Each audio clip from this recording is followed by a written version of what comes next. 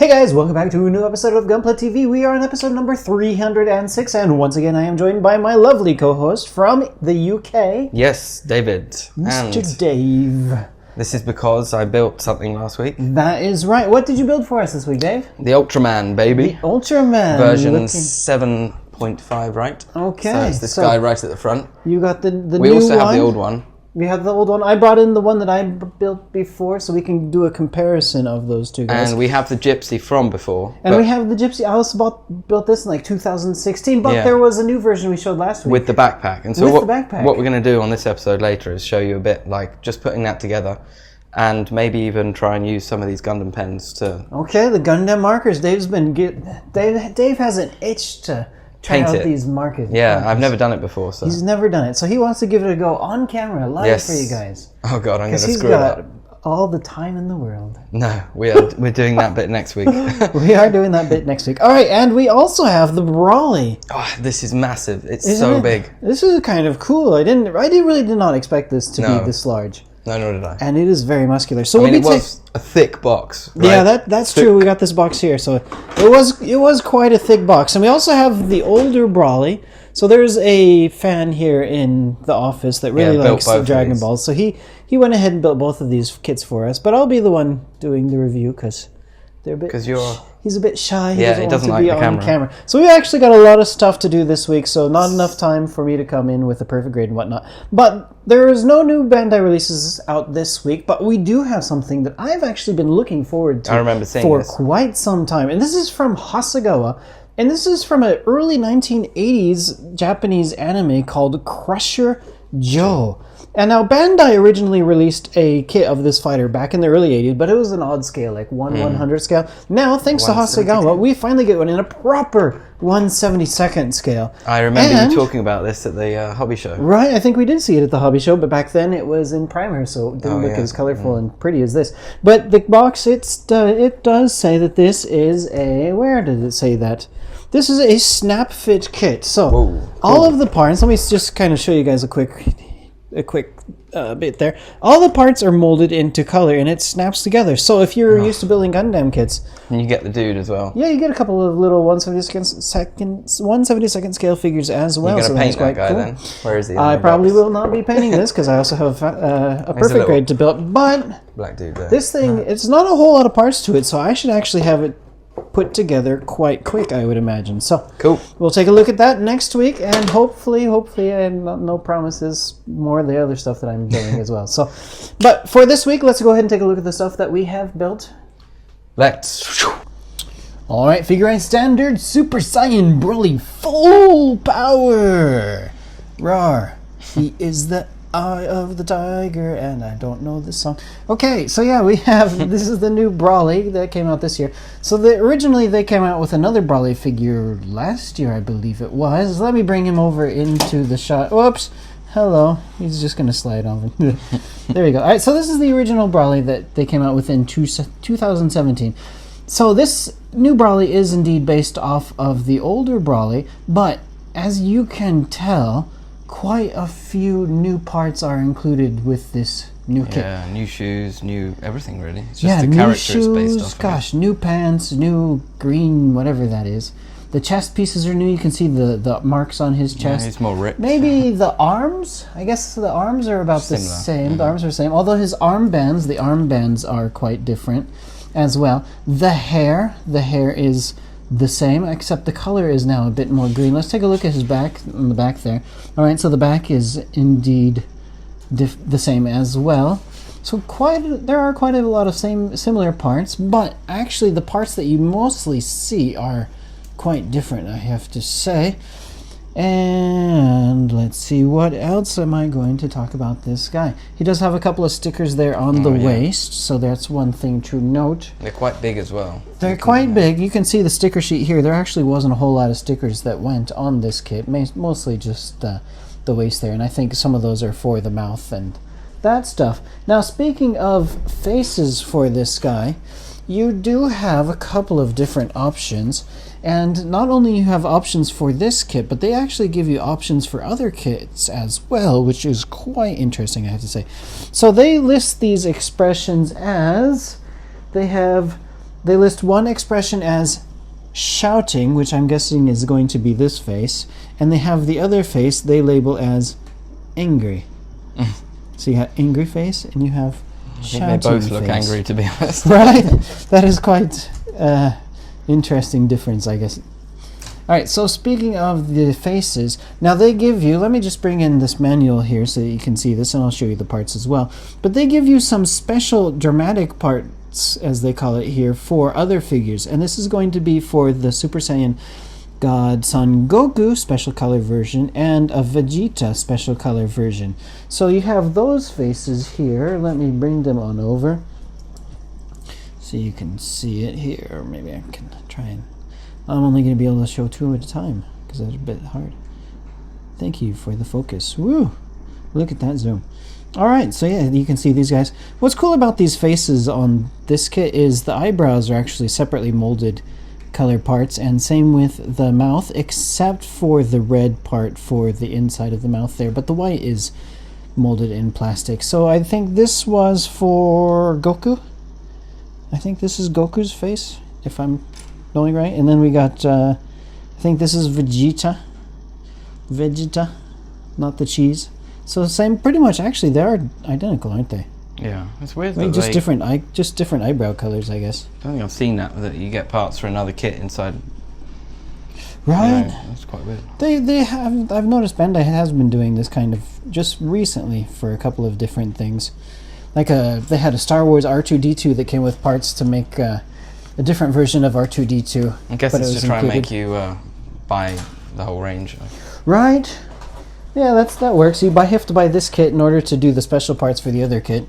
So the hands, we got some quite expression hands. I guess the hands are going to be the same as what came previously. I'm kind of a fan of these really weird looking hands. Now I tried to plug it into my HGRX78 because it has like a similar type of connector joint on the end of it, but actually the connector joint on these hands is larger than what they use for the HG. So maybe some of the master grades that have this larger style ball joint you can use to connect. But there you go. Kind of an interesting figure if you are a fan of Dragon Ball. And actually, let me show you the best thing about this box here. They have this image here on the side, and it says Gah. Gah. But you can see, like, you can move it around quite a lot. Yeah. Take its arms off. Hands off. And take its arms off. Do you want to show the flexibility off about this guy? Yeah. Maybe we can like fight them. These all move around for your various charges. I guess it makes it look like where the wind's going. So if you have it like that, yeah, he's you can like pose it like that. Pouncing forward. Arms. Do you want to have a look at his head? If that right. moves around. The head. We got a pretty similar neck joint to what you would see in a Gundam figure, really. The head, I guess it has a little bit of neck or side-to-side movement as well, so... His legs look quite flexible. The legs do indeed look flexible, and this is kind of movable, so... Oh, yeah. It's really, really similar to what you would see in a HG Gundam kit, I have to say. Kind of a similar... Although it's not double-jointed, it appears, this knee, so... But then again, I mean, this knee is quite, or the leg is quite larger, chunky. More chunky than what you get in some of the kits. A pretty simple ankle joint here on the leg, although it does have another joint here too. So you kind of have the ball joint at the bottom, plus this little extra joint at the top. So you can kind of get some quite good feet angles on there as well. The arms, whoops, just pop out a little bit. It's quite bulky, so you're not going to be able to really get much range of movement in there. So kind of similar, really similar to what you would expect to get in an HG kit, I have to say. The build is also, although I didn't actually build this kit myself, the build is quite similar to an HG kit as well. Alright, so I think that's about it for this guy. Yeah, let's take a look at Ultraman. So here we have Ultraman, and I'm going to start off with a bit of a different order of things, but just because I've just started it now, there is the same light unit as in the other Ultraman. So it opens from the back and you put in the little pointer or peg or whatever you want to call it. Poker? Yeah, and it turns it on. And what I like about this actually, that I'm not sure was a feature in Todd's one, is that whilst now the light is on, if I left this, it would die off in about 10 minutes. 3 minutes? I thought it was 3 minutes. Oh, something like that. So as you can see, the color scheme is pretty similar. In fact, virtually identical. Right. Apart from the light LED color. I think it's very easy and good, like fun to put together, this kit. There are a lot of stickers though. So if you just see here, there were quite a few. So there was one at the top here on his head, blue one, and then all around the ribs at the side, there were loads there too, and on the boot at the bottom here, on the shin guard. But yeah, you get a choice of 2 weapons with this. So there's a katana sword, a long sword. I don't have it with me at the moment, and this other one here. Ooh. And the cool thing about this is you can break it into like having one on one hand and one on the other, as is shown in the box art. Oh, that looks nice. Yeah, but as for maneuverability, he is pretty good. Like, you can do quite a lot of stuff. The joints are the same, I guess, yeah, as before. I think maybe the same as mine. So yeah, but the great thing about this is it's very sturdy. Yeah, yeah. You can. It will hold a pose, and you don't necessarily need the stand, even though it does come with one. Yes, indeed. I am quite sturdy. But I don't think I'm going to bother using that, because it takes away from the aesthetics. Figure. Yeah, I think so. One thing I did notice is the head doesn't move too much. It's quite hard to actually move it left and right. I mean, it goes a certain way. Oh yeah. I think Todd's one may be a bit more maneuverable, but this this has got these type of armor pieces just under his neck. Oh gosh, yeah. This guy is quite more stiff. This one has a bit more movement actually in the head part itself, but that one's a bit more stiff. Yeah. Interesting, but yeah, I mean, it does have quite a thicker neck to it than the old one. So this also has 2 points to put the attachment for the longsword here, and here. There you can see his light turned off. I guess it's both of them at the same time. So if you wanted to keep that going, you just have to take the back piece off again. And I gotta say, I really do love that feature. It would have saved me some batteries on a different kit. Yeah, because you're only doing it for just playing with it a little bit, and maybe for taking some pictures, so you don't want it on the whole time in case you forget. I like that as well about this. One other thing is it came with a lot of little stickers. These aren't decals, these are stickers. Yeah, they just pop the on. usual marking stickers, if you guys are so inclined. I did put a few on just because... Oh, you actually Well, I put some of the bigger ones that stood out, but they're so small you can't really see them. But I mean, here and here, there's another one just on the top somewhere. I can't even see it, it's that small. There. Okay. Like little markings. I guess it just adds a little bit to it. But quite honestly, like some of these here are so tiny that I don't know if I'd notice, but... You probably wouldn't notice. I would. Well, I mean, of course, somebody that looks up close to it. But one thing about these kits is the red plastic is really glossy, so I kind of worry about those stickers. Oh, because you can see out, you can really see the outline of that clear plastic. Yes, you can. Even with the silver bit, you can see some of that happening here on the top. But I think if you put a lot of pressure on it, it gets a bit better. Nah. Obviously, he's got his shoulder guards. They can move around with this. With his arms, and he's also got this is styled after your one, but they obviously don't have the blue plastic effect parts. Right, which the blue plastic. I really liked about the old one. On the guy that's rotating around the back, he doesn't have those effect parts equipped, but the original one has these arm pieces here that come with the clear blue pieces. But yeah, it's a bit different style for Dave's there. Or also in the original, it comes with this giant beam firing one. Oh yeah, I couldn't get one of these. This is for the helmet, and I was the thing is the helmet it takes a bit of. I didn't want to put them on at the time because the helmet is actually not smooth. Like there's a little line there. It's type of. It shows in the picture that it should be a bit more smoother than this, but you see that the sticker doesn't really line up very well. And I tried over and over again to get that to go right, but... Oh, interesting. Yeah, it's kind of interesting here that you can kind of see if you rotate it around this side, it doesn't line up flush with the rest of the head. But I guess... Well, but maybe this thing is, in the artwork, it looks a bit like that too. Okay, Look. So maybe that, I guess that's how it's supposed to be, so... I guess, you just have to put the sticker up there and then you kind of push it down in that crevice. But that was one thing, yeah. So I left that off for the moment because I want to spend a bit more time on doing that.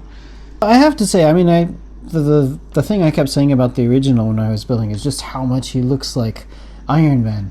But seeing this new guy built here, he really does not look... No, not so much. The colors so much like similar, Iron Man as the original. Because that helmet is so much different, plus now he's missing the chest light. So that's quite interesting. He's really kind of Ultraman-y, this guy. I don't know if you probably saw it on our last review, but just to show how this whole unit works. It's just a clear rod that goes up and links like the eyes to this clear rod, and then below that is obviously the LED. So it's just redirecting the light to shine through the head. Interesting. It probably still has the chest one as well that lights up, except it's being blocked now, so you can't really see. Yeah, actually, I think it does. I think it's the same unit. So they just couldn't integrate it with this suit. Okay. There we go. Quite interesting. Thank you, Mr. Dave. Cool. Now we go on to looking at that Gypsy. Okay, good luck. What I want to talk about today is the fact that this new kit, I say it's new, so it's the Gipsy Avenger, HG, Final Battle Special, but there's a difference. So normally, it doesn't come with the backpack, but now it does. They've included the backpack on the model.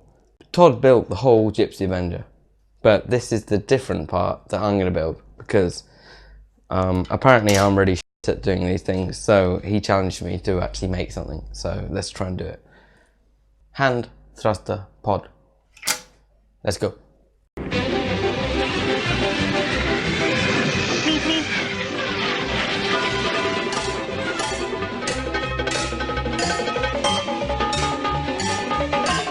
There we go. Woo! Okay, I'm done. So this goes on to Todd's Gypsy Challenger, which is exactly the same. What I'm going to do now is just paint it. Just have some fun with some painting. This is the really easy way to make something look cool. Just use a pen.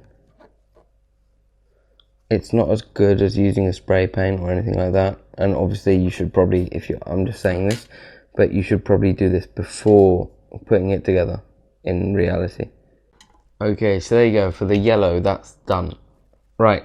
From now on, there is no color guidings. It's all yellow. So let's just go crazy and do what the f I want. You know, okay, the top is gonna be purple because that's what I want. There are markers that you can get that actually take the color off if you make a mistake, but they are known to create cloud shapes on your figure, so just beware of that. Let's go with some gold. I want gold. Right, gold for the lining.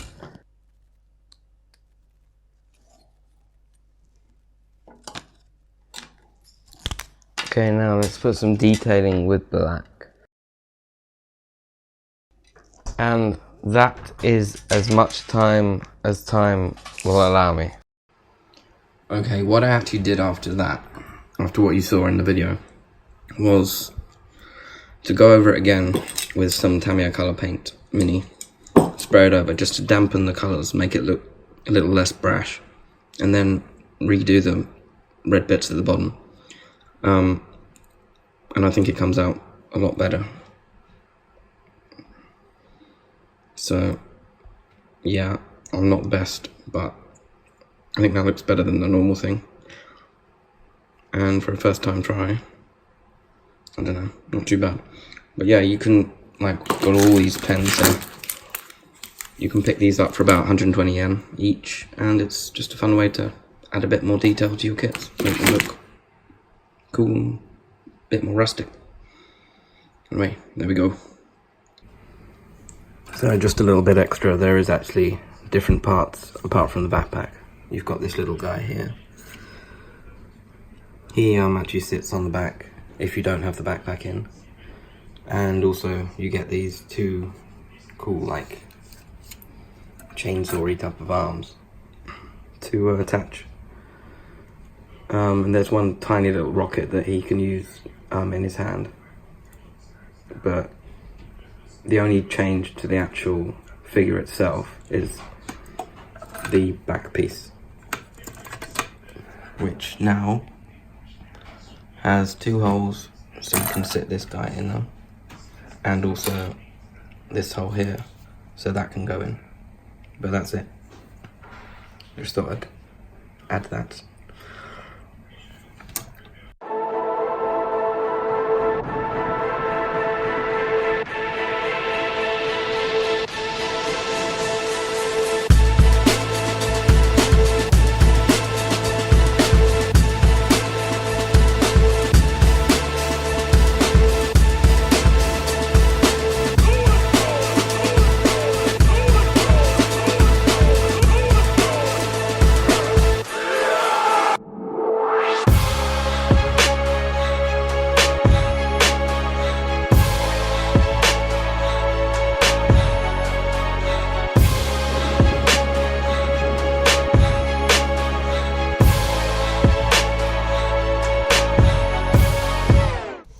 Oh, wow, Dave. Thanks for doing that marker bit for us. He's setting me up. Setting me up. Because we're recording that bit later. Just behind the scenes trivia. We're breaking the magic. Yeah. No. It's all one big take, right? Anyway, down to the comments. So, Megan Summer said, I'm hoping we get a PG RX 78 2.0. The original PG is really showing its age. Right. Okay, so this comment, last week we kind of mentioned that Gundam was having its 40th anniversary. Oh, yeah. This year is the 40th anniversary of Gundam, but Gunpla will have the 40th anniversary next year. So maybe they might have some surprises for us this year or next year. We don't know. Maybe they'll just do both because, you know... Right? Just stretch it out into 2 years. Yeah, exactly. Why not? So, yeah, we have... This is a comment kind of related into that. And they do bring up a good point that original PG RX 78, I think if my memory serves me correctly, it came out in like 1997.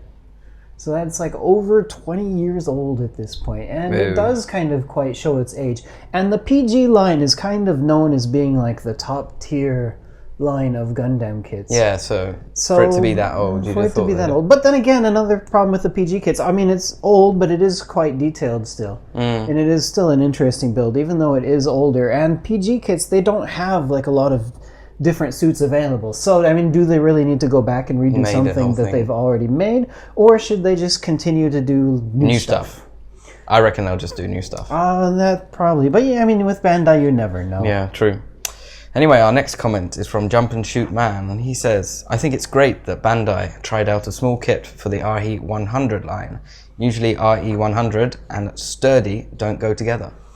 Yes, this is quite true. If you've built any of the other larger RE100 kits, we've done quite a few of them on this show as well. The Nightingale and the what was that huge one that had the big knee that I can't remember. There was just a cannon or something. But yeah, usually the RE100 kits, because of the polycap design and because of the large size and because of the large weight, they tend not to be able to hold on to their poses or be able to even stand by themselves sometimes. Oh gosh, there was another weird Zeon mobile suit that had these weird legs and it just would not want to stand on its own, but I can't remember the name of it off the top of my head. But yeah, that was quite interesting to see with the Gun EZ that it was an RE100 kit, but it was quite sturdy, I have to say. You could just hold it by its leg. The middle bit sometimes came out when I was posing it, but right, I think I did have trouble with it popping off parts when I was. Which is why the poses were all very simple, so don't complain. Yes, we'll have to get working on our poses. Professionalism. Okay, anyway, so now we've got store credits. We have a 2,000 yen HobbyLink Japan store credit to give away this week, and it is going to go to lucky number 28. Now, this is kind of weird because last week it was 29. The week before that it was 28. Oh, cool. So I've had like 28, 29.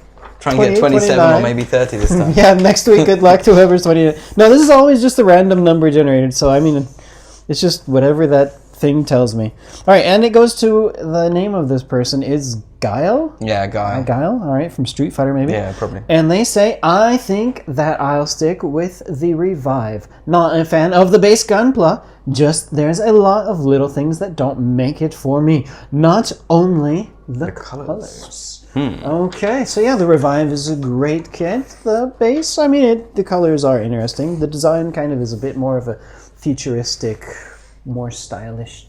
I guess look at the RX. Maybe if you're an old Gundam fan, you'll probably stick with the traditionals. But right, or then you'll stick with a perfect grade RX-78. Some weirdo like me comes across and sees that, they're like, ooh, candy. Anyway, all right. So if you guys out there would also like to win 2,000 yen HobbyLink Japan store credit, all you need to do is go to HobbyLink.tv, find episode number 306. I believe we are on 306, and post a comment. Please remember to be registered on HobbyLink.tv so that we are actually able to contact you for the prize. All right. Yes, and also like, subscribe, hit the bell. That is correct. Keep watching. Keep watching. Please remember that you can find us on Facebook, Tumblr, Twitter, Instagram, and all them good things. All the good things, and I think this week they're finally shutting down Google+. Yes, that's true. Goodbye, Google+. I don't think we were ever on there, were we? I don't think we ever were, but I always like to make fun of it. All right, so see you next time. That will do it for us this week. I hope everybody out there has a good week and happy modeling.